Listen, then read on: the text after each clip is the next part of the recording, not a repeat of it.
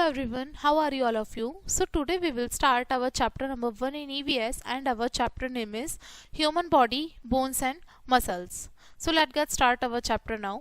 Human body is made up of many parts. जो हमारी human body होती है अलग अलग हिस्सों से बनी होती है. A part of human body performing its own specific function is called an organ. और जो ह्यूमन बॉडी का जो पार्ट होते हैं जो कि अपने खुद के अलग फंक्शन परफॉर्म करते हैं उनको हम ऑर्गन बोलते हैं. A number of organ combine to make a team और system for a chain of systematic functions. और ये जो बहुत सारे हमारे ऑर्गन्स होते हैं वो एक साथ मिलकर एक टीम के जैसे काम करते हैं, सिस्टम के जैसे काम करते हैं, जिसमें कि एक सिस्टमैटिक फंक्शंस की एक चेन खुद से बन जाती है. हर एक सिस्टम का अपना अलग फंक्शन होता है, अलग काम होता है. और जो भी सिस्टम काम करते हैं एक क्लोज कोऑपरेशन होता है उनके बीच में, जिससे कि हमारी बॉडी अच्छे से काम कर पाती है. Such a condition of the body is called healthy body. और जो बॉडी की जो कंडीशन होगी फिर उसको हम क्या कहेंगे, हेल्दी बॉडी कहेंगे. Each part of machine also has specific function. Machine के हर एक पार्ट जो होता है उसका अपना खुद का अलग काम होता है, लेकिन एक मशीन जो होती है वो खुद से मूव नहीं कर पाती जितना ह्यूमन बॉडी कर पाएगी. Therefore human body is called a living machine. इसलिए ह्यूमन बॉडी को क्या कहा जाता है, लिविंग मशीन कहा जाता है. सम ऑर्गन्स, कुछ अंग जैसे कि हमारे हाथ पैर हो गए, कान, आँख, नाक हो गए और स्किन हो गई, ये सभी हमें बाहर से दिखाई देते हैं और इसलिए हम इनको एक्सटर्नल ऑर्गन्स कहते हैं. कुछ ऑर्गन जैसे कि ब्रेन हो गए, हार्ट हो गए, रिब्स, लम्स, स्टमक, ये हमें बाहर से नहीं दिखाई देते, इसलिए हम इनको इंटरनल ऑर्गन्स कहते हैं. Some of the organ system composed of internal organs are. देखिए यहाँ पे कुछ हमारे ऑर्गन सिस्टम दे रखे हैं जो कि इंटरनल ऑर्गन से काम करते हैं, जैसे कि skeletal system, muscular system, circulatory system, respiratory system, digestive system, excretory system और नर्वस सिस्टम. ये हमारे वो सिस्टम है जो अंदर काम करते हैं हमारी बॉडी के इंटरनल पार्ट्स के साथ में. तो पहले हम समझते हैं skeletal system. Skeletal system provide shape and strength of the body. जो स्केलेटन सिस्टम होता है ये हमारी बॉडी को शेप देता है और स्ट्रेंथ प्रोवाइड कराता है. It also protect the delicate organs. और जो हमारे अलग अलग बहुत सेंसिटिव ऑर्गन्स होते हैं उनको भी बचा के रखता है. द मस्कुलर सिस्टम जो होता है इससे क्या होता है, जो हमारे ऑर्गन्स हैं वो मूव कर पाते हैं, हिलडुल पाते हैं. और सर्कुलेटरी सिस्टम जो होता है हमारी पूरी बॉडी में ब्लड सप्लाई का काम करता है. और रेस्पिरेटरी सिस्टम की मदद से हम ह्यूमन सभी सांस ले पाते हैं. और जो डाइजेस्टिव सिस्टम होता है वो ह्यूमन को मतलब हेल्प करता है कि उनका जो खाना जो भी वो खाते हैं वो एनर्जी में कन्वर्ट हो सके और जो बॉडी सेल्स हैं वो दोबारा से रिपेयर हो सकें. जो एक्सक्रेटरी सिस्टम है वो हेल्प करता है बॉडी को कि जो बॉडी में जो भी वेस्ट है वो यूरिन की फॉर्म में बाहर आ जाए. और नर्वस सिस्टम जो है वो और बॉडी पार्ट्स को कंट्रोल करता है. ठीक है, तो यहाँ पे आप देख सकते हैं ये स्केलेटल सिस्टम है हमारा. इसमें ये ऊपर वाला जो हिस्सा होता है इसको स्कल बताया गया है. नेक्स्ट कॉलर बोन, ये फोर आर्म्स है हमारे. There are ribs, spine, hip girdle and thighs bones या फीमर जिसको बोल देते हैं. अब हम समझते हैं पहले skeletal system. The skeletal system is made up of 206 bones. जो हमारा स्केलेटल सिस्टम होता है करीब 206 हड्डियों से मिलकर बना हुआ है. और ये 206 हड्डियां जो होती हैं एक वयस्क जो एक इंसान होता है उसमें पाई जाती हैं. बोन्स जो होती हैं हार्ड स्ट्रक्चर होते हैं जिसमें कि वाइट कलर के सॉफ्ट टिश्यूज होते हैं और भी अदर ऑर्गन्स होते हैं जो कि इससे हमारी बॉडी से जुड़े हुए होते हैं. They support the body and protect delicate organs. ये बॉडी को सपोर्ट करते हैं और जो भी हमारी बॉडी में डेलिकेट ऑर्गन्स हैं उसको भी बचा के रखते हैं. एग्जाम्पल के लिए the brain is protected by the skull. जैसे कि जो हमारा ब्रेन होता है वो किसके जरिए प्रोटेक्ट करा जाता है, स्कल के जरिए, खोपड़ी के द्वारा. The lungs and the heart are protected by the ribs. और जो लंग्स होते हैं और जो हमारा हार्ट होता है उसको कैसे प्रोटेक्शन मिलती है, रिब्स के जरिए. Bones framework is form in such a way that we can stand, move and do different function with arm and legs. जो हमारी हड्डियों का जो ढांचा होता है वो इस तरीके से बनाया गया होता है कि हम खड़े भी हो सकते हैं, मूव भी कर सकते हैं और काम भी कर सकते हैं अपने हाथों और पैरों की सहायता से. Bones are made of living cells. हड्डियां जो होती हैं वो लिविंग सेल से बनी हुई होती हैं. That is why they grow as one gets older. इसकी वजह से जो वो ग्रो करती रहती हैं जैसे पुरानी हो जाती है. Mineral such as calcium and phosphorus are stored in the bones. बहुत सारे मिनरल्स होते हैं जैसे कि कैल्शियम हुआ, फोस्फोरस हुआ, ये हमारी हड्डियों के अंदर स्टोर रहते हैं। Some bones are long while other are short. कुछ हड्डियां जो होती हैं वो लंबी होती हैं और कुछ हड्डियां छोटी होती हैं। The long bones are filled with a soft material called bone marrow. जो लंबी हड्डियां होती हैं उसमें एक वाइट कलर का एक मैरो प्रेजेंट होता है जिसको हम क्या कहते हैं, बोन मैरो कहते हैं। Both red and white blood cells are made inside the bone marrow. जो भी हमारे WBC होते हैं, RBC होते हैं, यानी कि red blood cell, white blood cells, ये बोन मैरो के अंदर ही बनते हैं।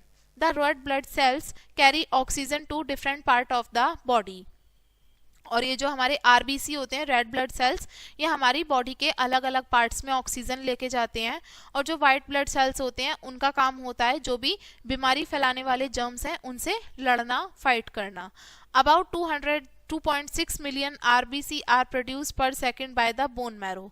और हमारे करीब 2 मिलियन रेड ब्लड सेल्स हर सेकेंड प्रोड्यूस होते हैं हमारे बोन मैरो के जरिए। और these new blood cells substitute those that are worn out. और ये ब्लड सेल्स जो होते हैं ये दोबारा से हटा दिए जाते हैं जो कि पहले वॉर्न हो गए हैं, यानी कि खराब हो गए हैं। Bones are made up of tissues which are dense compact part of hard protective exterior seen in all bones। जो हड्डियां होती हैं वो टिश्यू से बनी हुई होती हैं जो कि डेंस होती हैं, कॉम्पैक्ट पार्ट होती हैं, हार्ड और प्रोटेक्टिव उसका, जो कि हमें हड्डियों में बाहर से दिखाई देता है। स्पंजी पार्ट जो होता है वो कहाँ पाया जाता है, कॉम्पैक्ट बोन के अंदर पाया जाता है और बहुत ही पोरस होता है। Bone tissue is made up of bone cells. जो बोन टिश्यू होते हैं वो अलग अलग बोन सेल से बने हुए होते हैं। Bone cells along with the mineral stored in bones. जो बोन सेल्स होते हैं मिनरल्स के साथ में हड्डियों के अंदर स्टोर होते हैं और ये बोन्स को ताकत देते हैं, हड्डियों को ताकत देते हैं, जिसमें कि कुछ हमें सर्टेन अमाउंट ऑफ फ्लेक्सिबिलिटी भी मिल जाती है। The skeletal system consist of skull, the backbone, the ribcage and the limbs. जो हमारा स्केलेटल सिस्टम होता है उसके अंदर हमारी खोपड़ी हो गई, बैकबोन हमारी रीढ़ की हड्डी हो गई, रिबकेज हो गया और जो लिम्स हाथ पैर हो गए, ये सभी चीजें कनेक्ट होती हैं। नेक्स्ट है school.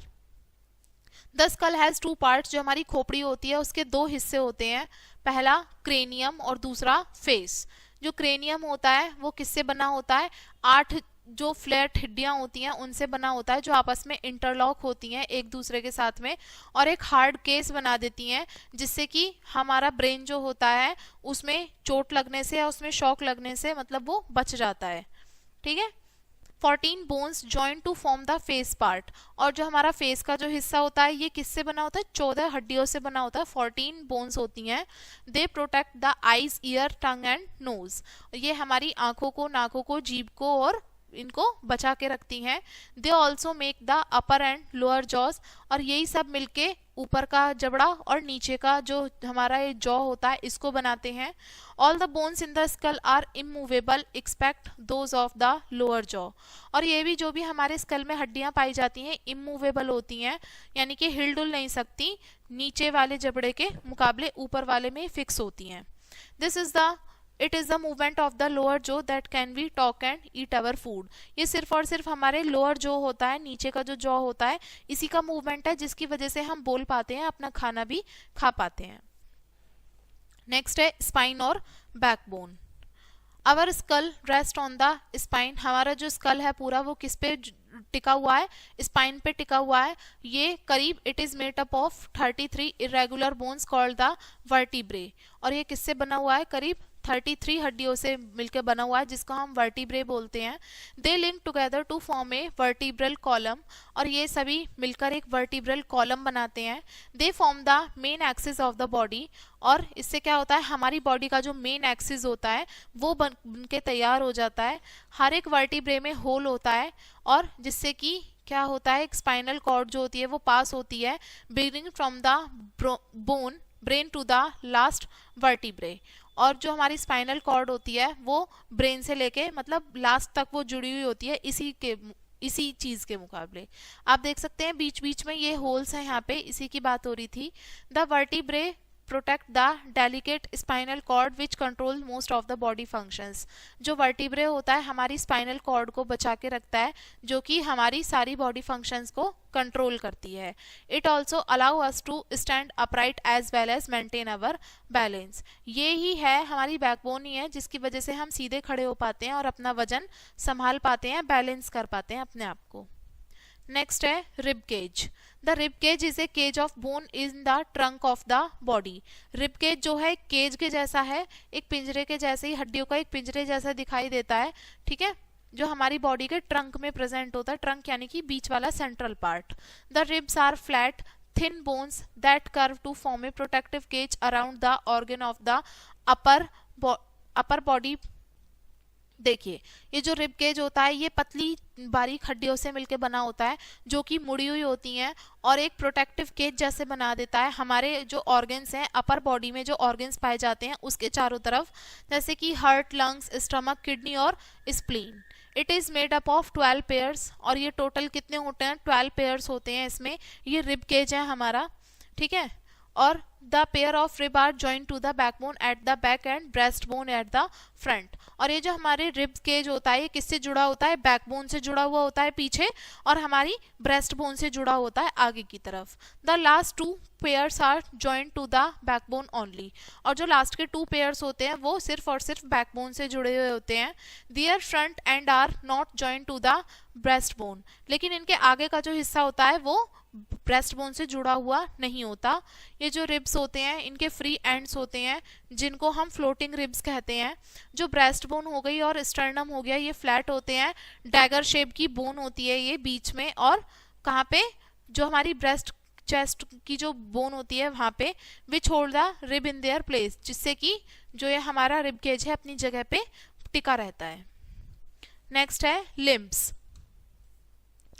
Human body has 2 pair of limbs. हमारे जो मानव शरीर होता है उसमें लिम्स के 2 पेयर होते हैं। अ पेयर ऑफ 4 लिम्स और arm and a pair of hind limbs और लेग्स। 4 लिम्स यानी कि हमारे हाथों की बात हो रही है, और हिंड लिम्स यानी कि हमारे पैरों की बात हो रही है।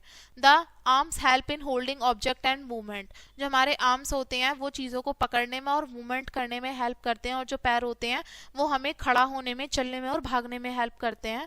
The arms are joint to spine by shoulder, girdles and collar bones. जो आर्म्स होती हैं, हमारी भुजाएं होती हैं, वो किससे जुड़ी हुई होती हैं? स्पाइन से जुड़ी हुई होती हैं, कंधों के साथ में जुड़ी हुई होती हैं, और कॉलर बोन से भी जुड़ी हुई होती हैं यहाँ से। Each upper arm has only 1 long bone. हमारी जो ऊपर की जो आर्म होती है, अपर आर्म होती है, उसमें केवल एक ही बोन होती है हमारी, और लोअर आर्म जो होती है उसमें 2 बोन पाई जाती हैं। और अपर आर्म किससे जुड़ी हुई होती है? लोअर बोन से जुड़ी हुई होती है, एल्बो से, ठीक है, एल्बो यानी कि कोहनी से। द लोअर आर्म किससे जुड़ी हुई होती है? हमारी हाथ के साथ में, जिसको हम क्या बोलते हैं? रिस्ट बोन बोलते हैं, या और smaller bones of the finger. और हमारी फिंगर की जो छोटी छोटी हड्डियां हैं इनसे कनेक्ट होती है हमारी forearm. The upper leg are joint to the hip girdles which are joint to the spine. जो हमारे अपर लेग्स होते हैं वो हिप ग्रिडल से, ये वाले हिस्से से कनेक्ट रहते हैं, और जो हमारी स्पाइन से कनेक्ट करते हैं। The upper leg has only 1 long bone called the femur. और हमारा जो अपर लेग है उसमें केवल एक ही लंबी बोन होती है जिसको हम फीमर कहते हैं। ये सबसे लंबी और थिकेस्ट बोन होती है हमारी बॉडी के अंदर। इसकी लंबाई करीब 1/4 होती है हमारी बॉडी की लेंथ से। द अपर लेग जो होते हैं वो लोअर लेग को ज्वाइन करते हैं घुटनों से। घुटने जो होते हैं ज्वाइंट होते हैं ये। द लोअर लेग जो होता है हमारा, नीचे के जो पैर होते हैं उसमें 2 बोन्स पाई जाती हैं, 2 हड्डियां होती हैं। पहली किससे जुड़ी हुई होती है? नीचे वाली हमारी एंकल से या पैरों से जुड़ी हुई होती है। और फुट में क्या क्या होता है? हमारे एंकल होते हैं, और स्मॉलर बोन होती हैं हमारी टोज यानी कि पैरों की उंगलियों की। नेक्स्ट है joints. A joint is the joining और meeting point of 2 bones. Joint जो होता है ये जॉइनिंग या मीटिंग पॉइंट होता है 2 हड्डियों का। स्ट्रॉन्ग इलास्टिक टिश्यूज होते हैं जिनको लिगामेंट्स कहते हैं, जिससे कि वो जॉइंट को एक जगह हड्डियों में मतलब होल्ड करके रखते हैं। और स्केलेटन में भी बहुत सारे जॉइंट्स पाए जाते हैं। The bones in the skull are interlink making the movement impossible. जो स्कल में जो बोन्स होती हैं वो इंटरलॉक होती हैं, जिसमें कि मूवमेंट इम्पॉसिबल होता है, होता ही नहीं है। और जॉइंट्स को हम क्या कहते हैं, इमूवेबल जॉइंट्स कहते हैं, यानी कि ना हिलने डुलने वाले जॉइंट्स कहा जाता है। Other joints permit different kind of movements, other जो जॉइंट्स होते हैं वो अलग अलग तरीके की मूवमेंट्स उसमें पॉसिबल होती है, और इन जॉइंट्स को हम मूवेबल जॉइंट्स कहते हैं। There are 4 type of movable joint in the human body classified according to the manner in which they function. हमारी बॉडी में करीब 4 मुख्य प्रकार के मूवेबल जॉइंट्स पाए जाते हैं, जिनको उनके काम के अकॉर्डिंग डिवाइड करा गया है। फर्स्ट है hinge joint. A hinge joint work like a hinge in the door. Hinge joint जो होता है एक हिंज की तरह काम करता है, जैसे कि दरवाजे में हिंज होता है ना, जिसके जरिए जो डोर होता है वो ओपन हो जाता है, बिल्कुल उसी के जैसे। Eight this joint the bones can move only in one direction. इस जॉइंट के जरिए जो हमारी हड्डी होती है वो केवल एक ही डायरेक्शन में मूव कर पाती है, जैसे कि हमारी एल्बो कोनी में जो जॉइंट पाया जाता है ये भी हमारा हिंज जॉइंट है। हमारे घुटनों में हिंज जॉइंट पाया जाता है, जो हमारे टोज होते हैं उसमें हिंज जॉइंट होता है, और फिंगर्स में भी हिंज जॉइंट होता है, क्योंकि ये सभी चीजें एक ही डायरेक्शन में मूव कर पाती हैं। नेक्स्ट है ball and socket joint. At this joint the ball like end of a bone fit and move in the socket like at of another bone. इस पॉइंट पे जो बॉल होती है एक बिल्कुल बॉल के जैसी होती है, हमारी जो हड्डी होती है बिल्कुल उसके एंड ऐसे ही फिक्स होता है, एक बॉल के जैसे फिक्स होता है और ऐसे मूव करता है, एक सॉकेट के जैसे मूव करता है, दूसरे में मतलब फिक्स होता है, अटैच होता है ये। और joint at the hip and shoulder are ball and socket joint. और जो हमारे हिप्स में और जो हमारे शोल्डर्स में जो जॉइंट पाए जाते हैं ये कौन से होते हैं, सॉकेट जॉइंट ही होते हैं ये। इन जॉइंट की सहायता से हम सभी डायरेक्शन में मूवमेंट कर सकते हैं। नेक्स्ट है gliding joint. At this joint one bone glide on the other. इस जॉइंट के जरिए एक हड्डी जो होती है दूसरे पे ग्लाइड कर पाती है आसानी से। It allow only a little movement but in all direction. इससे क्या होता है कि थोड़ा ही मूवमेंट हो पाता है लेकिन सारी दिशाओं में हो जाता है। Gliding joint are composed of several interconnected point with many joint surfaces. जो ग्लाइड जॉइंट होते हैं हमारे वो अलग अलग उससे हड्डियों से जुड़े हुए होते हैं, किसमें, बहुत सारे जॉइंट सरफेसेस के साथ में। ये जो जॉइंट्स होते हैं ये कहाँ कहाँ पाए जाते हैं, हड्डियों के बीच में, जो हमारी कलाई होती है उनकी हड्डियों के बीच में पाए जाते हैं, और हमारी एंकल जो होती है, एड़ी होती है, वहाँ भी पाए जाते हैं। वर्टिब्रे जो होते हैं इनसे भी जुड़े हुए होते हैं ग्लाइडिंग जॉइंट्स के साथ में, और ये सभी मिलकर हम बेंड कर सकते हैं, ट्विस्ट कर सकते हैं और पीछे की तरफ मुड़ सकते हैं इन्हीं जॉइंट्स की सहायता से। नेक्स्ट है pivot joint. At this joint one bone can move from one side to side up and down on the other. इस जॉइंट की सहायता से एक हड्डी जो होती है एक साइड से लेके दूसरी साइड ऊपर और नीचे मूव कर सकती है।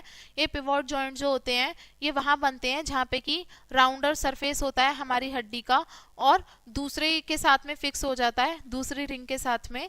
The skull join the backbone at the pivot joint. जो हमारा स्कल होता है ये हमारी बैकबोन को पिवोट जॉइंट पे ही क्या करता है, ज्वाइन करता है। Cartilage is the toughest elastic like substance that hold the bones in the place at joints. जो कार्टिलेज होता है ये एक टफ इलास्टिक जैसा सब्सटेंस होता है जो कि हमारी हड्डियों को जॉइंट से बिल्कुल प्लेस करके रखता है। इसके बिना without the protective cartilage the bones would rub against each other and wear out. अगर यह हमारा कार्टिलेज नहीं होगा तो हमारी जो हड्डियां होंगी वो आपस में एक दूसरे घिस घिस के खत्म हो जाएंगी और खराब हो जाएंगी। नेक्स्ट है muscular system. Muscle is a fleshy material below the skin. Muscle जो होती हैं एक फ्लैशी मटीरियल होता है हमारे स्किन के अंदर पाया जाता है। ये बहुत ही सॉफ्ट होता है और इलास्टिक होता है। जो भी हमारी बोन्स होती हैं, मसल्स होती हैं, वो एक साथ मिलकर बॉडी को शेप देने का काम करती हैं। There are more than 650 muscles in the body. और हमारी बॉडी में करीब 650 मसल्स पाई जाती हैं। लंबी और फ्लेक्सिबल केबल्स जो होते हैं जिनको टेंडन्स कहा जाता है वो हमारी मसल्स को बोन्स के साथ में अटैच करके रखते हैं। और जब मसल्स हमारी टाइटन होती हैं, लूज होती हैं, तो टेंडन्स जो होते हैं वो बोन्स को खींचने का काम करते हैं। Muscles are actually 3 types, voluntary, involuntary and cardiac. Muscles 3 तरीके की पाई जाती हैं हमारी, वॉलंटरी, इनवॉलंटरी और cardiac. Muscles that can be control are called voluntary muscles. जो मसल्स पे हम खुद कंट्रोल कर सकते हैं वो वॉलंटरी मसल्स होती हैं, जैसे कि होल्ड करना, किसी चीज को पकड़ना, लिफ्ट करना, उठाना और फेंकना या फिर चलना। ये कौन सी होती है, हमारी voluntary muscles. We can move them at our will. इसमें हम अपनी इच्छा के अनुसार इसको मूव कर सकते हैं। Muscles that we can not control are called involuntary muscles, और जिन मसल्स को हम खुद से कंट्रोल नहीं हो पाता वो इनवॉल्यूंटरी मसल्स कहलाती हैं। They look smooth so they can also called smooth muscles, वो बिल्कुल स्मूथ दिखाई देती हैं इसलिए इनको स्मूथ मसल्स भी कहा जाता है। They handle the working of all the internal organs, और जो भी ये हमारे इंटरनल्स ऑर्गन होते हैं उनका काम होता है उनको हैंडल करती हैं ये। और ये मसल्स जो होती हैं ये जो हमारे लंग्स होते हैं उनके एक्सपेंशन में और कॉन्ट्रैक्शन में भी हेल्प करती हैं, और जो हमारा खाना होता है, फूड पास होता है इंटेस्टाइन में, उसमें भी हेल्प करती हैं। और हम इनको अपनी इच्छा के अनुसार नहीं चला सकते, मूव नहीं कर सकते। Muscles of the heart are cardiac muscles, जो हमारे दिल की जो मसल्स होती हैं वो कार्डिक मसल्स कहलाती हैं, और ये हमारे हार्ट को नॉन स्टॉप वर्क करने देती हैं पूरे लाइफ टाइम।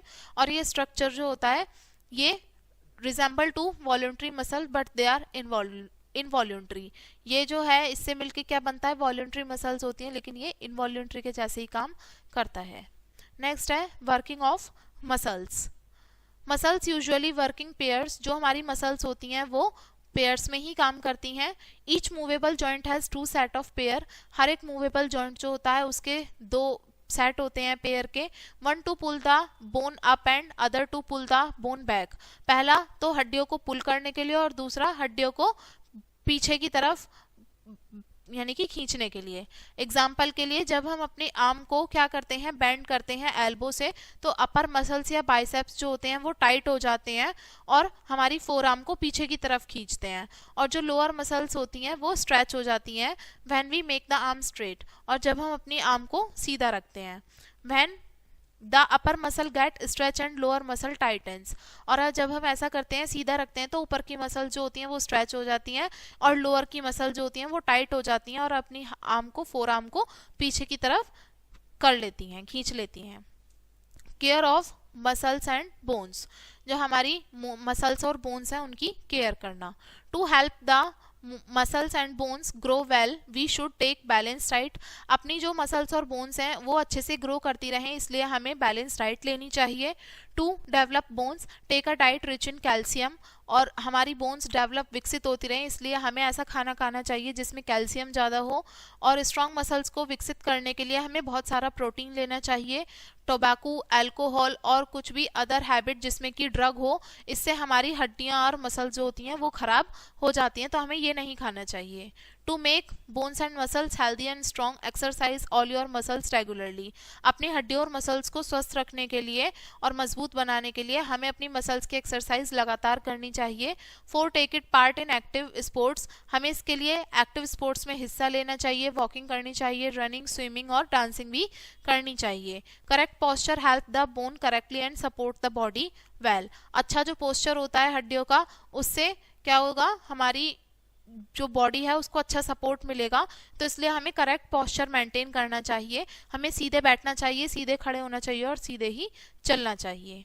यहाँ पे देख सकते हैं आप, ये सीधे बैठा है, सीधे खड़ा है और सीधे ही चल रहा है। अब यहाँ पे आपको कुछ इंपॉर्टेंट पॉइंट्स दें, एक बार इसको डिस्कस कर लेते हैं। The skeletal system provide shape and strength to the body, जो स्केलेटल सिस्टम होता है वो हमारी बॉडी को एक शेप देता है और स्ट्रेंथ देता है। हमारी नॉर्मल ह्यूमन बॉडी में 206 हड्डियां पाई जाती हैं। The skull has 2 main parts, the cranium and the face, जो स्कल होता है उसके 2 हिस्से होते हैं, पहला क्रेनियम और दूसरा face. The arms are joint to the spine by shoulder girdles and collar bones, जो आर्म्स होती हैं वो किससे जुड़ी हुई होती हैं, स्पाइन से जुड़ी होती हैं, कंधों से, शोल्डर ग्रिडल से और कॉलर बोन से। Muscle that we can not control are called involuntary muscles, वो मसल्स जिनको हम खुद से कंट्रोल नहीं कर सकते उनको हम इनवॉल्यूंटरी मसल्स बोलते हैं। ठीक है, तो ये था हमारा लेसन एंड आई होप आपको ये लेसन समझ में आ गया होगा। वीडियो को यहीं पे एंड करेंगे इसी लेसन के साथ में, एंड थैंक्स फॉर वॉचिंग।